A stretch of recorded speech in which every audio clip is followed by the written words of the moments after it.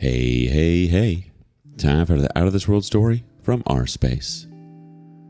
There's a special kind of irony in watching the person who betrayed you get betrayed themselves. Today on rSpace, shiny and new can get old and cold real fast. Wife cheated and laughed in my face, so I took her off my will and let karma handle the rest. Women will do everything in their power to avoid accountability.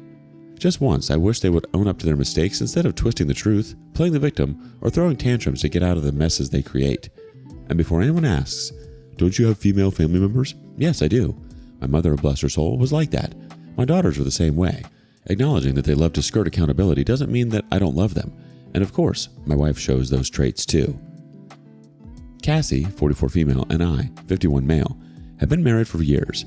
We have 5 grown children together, and a whole lifetime has been built between us. I've given her a good life. No, scratch that. A dang great life. I am a well-to-do man who has worked my butt off for decades to provide for my family, to make sure they never lacked anything. And Cassie? She was just a commoner when I met her. I come from a family whose name has some prestige, and they made it very clear that marrying someone like her was beneath me. My parents warned me and told me she was just a gold digger looking for a way out of her mediocre life. But I didn't listen. I was young and blinded by love, thinking she was different, thinking I was making my own path. It turns out that the only path I was paving was the one that led to my own humiliation. For years, that woman was cheating on me. And not just any kind of cheating. She had a sugar baby, a young man, probably some broke, good-for-nothing kid who saw an opportunity and milked her for everything she was worth. And the worst part? I had no idea. None. Not even a dang clue. She played the role of the loving wife so well and smiled at me every morning like she wasn't sneaking around behind my back. I only found out by accident. By accident. I could have died without an idea if not for that. I dropped my phone 7 months ago, and the screen shattered beyond use. My kids had been nagging me for ages to upgrade, so I finally caved and got a new one. The problem was I couldn't transfer all my contacts. I tried everything, but some numbers just wouldn't sync. I figured I'd just log into our carrier account and see what I could retrieve manually. Cassie handles all our bills, including the phone plan. I never bothered looking at the account. Why would I? She had always taken care of that stuff, and I trusted her. So when I sat at her computer and saw that the login was auto-filled, I didn't think twice. I went in, got my contacts, and was about to log out when something caught my eye. We were only supposed to have 2 phone lines, hers and mine, but there were 3 listed. At first, I thought nothing of it. I assumed she had finally gotten our youngest the phone he had been asking for. She had mentioned it a couple of times before, saying he needed one for emergencies. She must have added the line and just forgotten to tell me. I didn't even bring it up to her.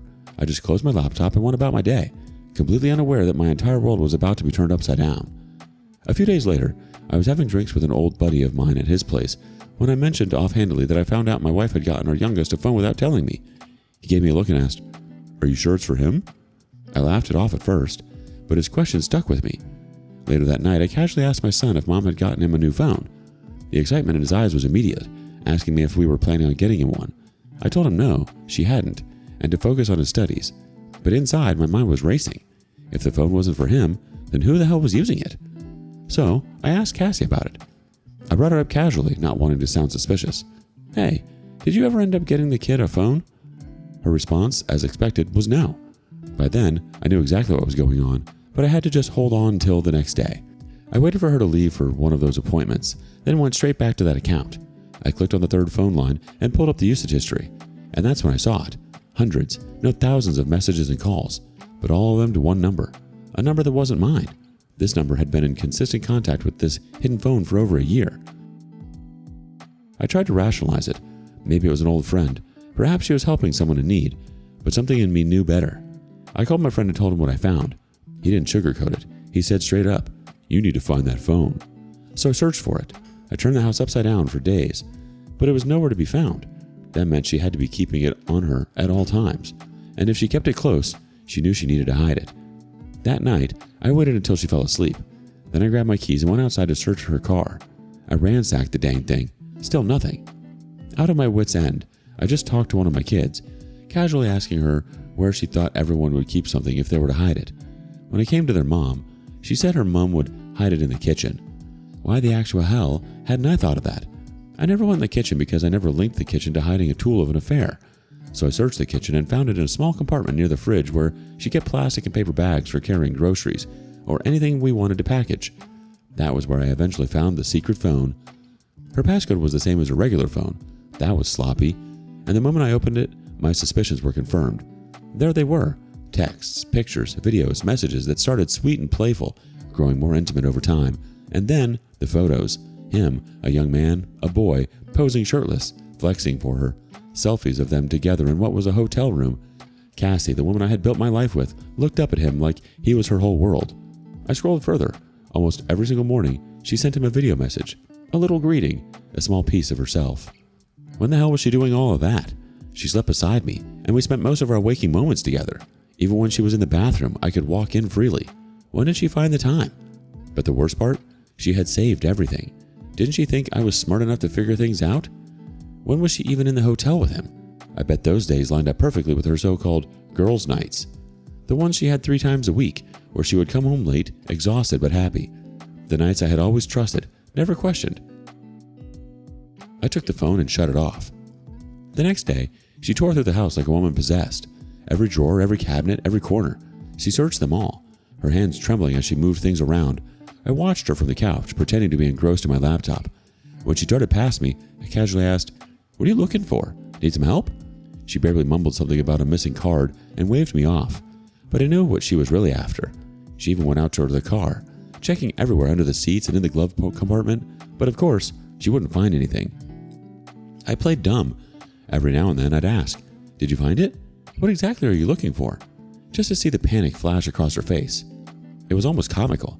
She was losing sleep over it, constantly distracted, glancing at me like she wanted to say something but never did. Eventually, the frantic searching stopped, but her anxiety didn't. She was constantly on edge, and I enjoyed every second of it. I'm 51, and while discovering her affair was a deep wound, it wasn't as soul-crushing as I once imagined. No, what truly cut deep was realizing that our entire marriage had been a joke, a farce, and to think I had given her everything. Instead of immediately confronting her, I copied every piece of incriminating evidence from that phone and stored it safely. Then, just for fun, whenever we sat together in the living room or had a quiet moment, I'd discreetly call that number from where I had hidden the phone. I changed the setting on the phone from Do Not Disturb and set the ringtone to the highest. The first time, I could see the way her shoulders stiffened.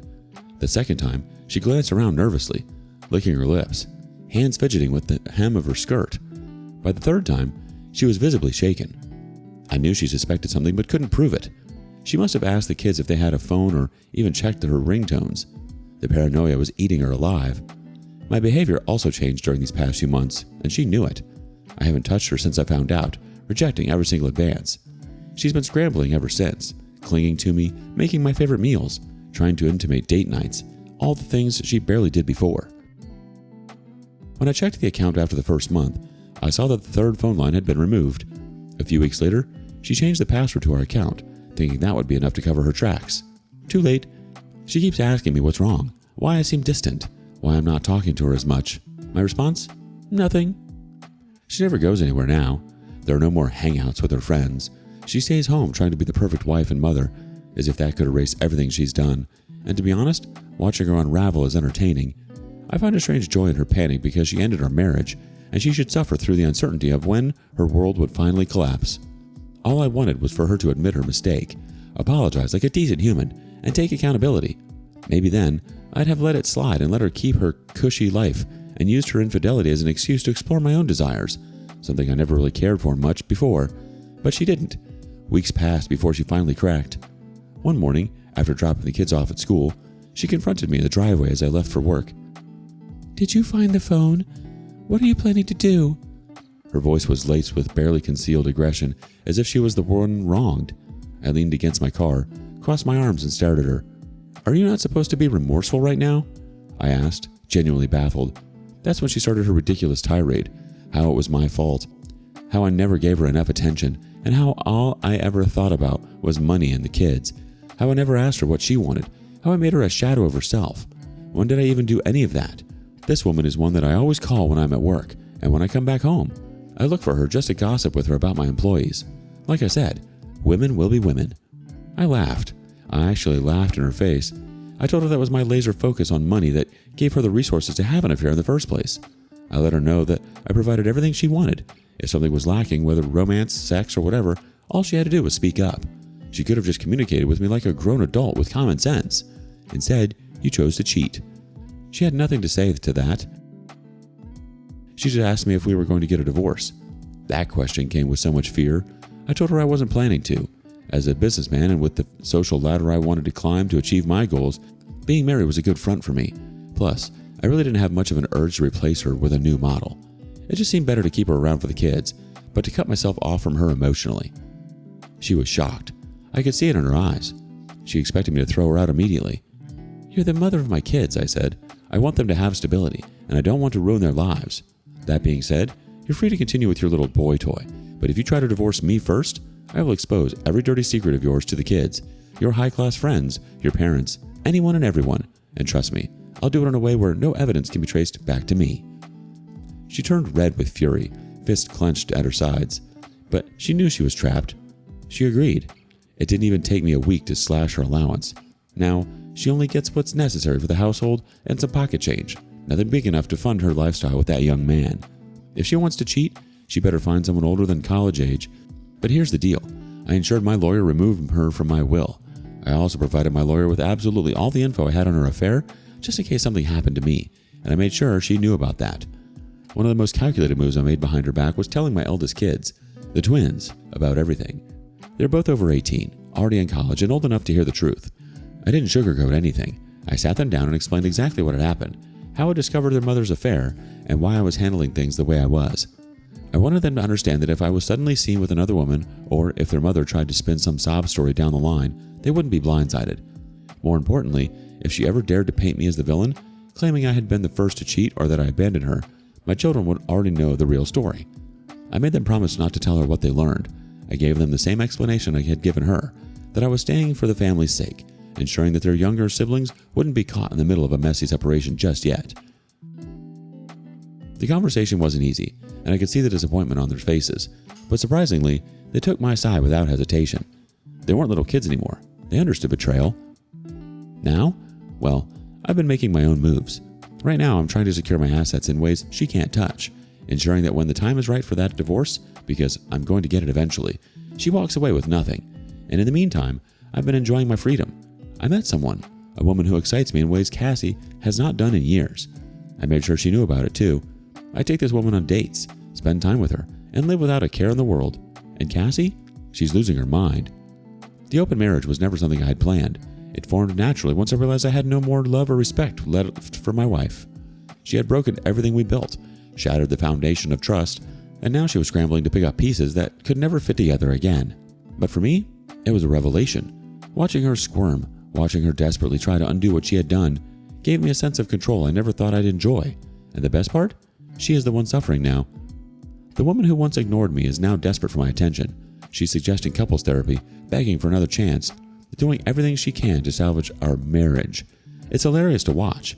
She tries so hard, lingering touches, forced affection, planned romantic dinners, and even crying about how she'll do anything to fix things. She still has this delusion that I love her. I really don't know why she is trying so hard. I had made it clear to her that I was seeing someone else.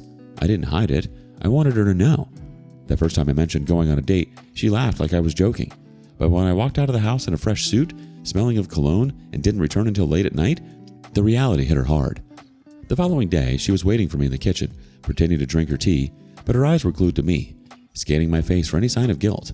I had none. Instead, I looked her dead in the eyes and asked her if she was still seeing her boy toy, which she said she isn't. I don't know what her next plan is, but I'm working very hard to thwart whatever she brings to the table. I'm enjoying my life as it is now. Even though I was hurt by this whole debacle, I really do think the entire thing was a blessing in disguise for me. I know that most people won't understand why I'm still with her, but I guess what matters is that I understand, and that's it. She made her bed. Now she gets to lie in it. Now that the fantasy has crumbled, she wants to crawl back like nothing happened? Absolutely not. She deserves to sit in the mess she created. She thought she could trade you for something exciting and new. She lost the best thing in her life, and she knows it. Let her stew in that. Has someone tried to trade you in for a newer model? Share your stories with us in the comments below. And thank you for joining us today on rSpace. Be sure to like and subscribe and hit that notification bell so you don't miss out on our next video. Until next time.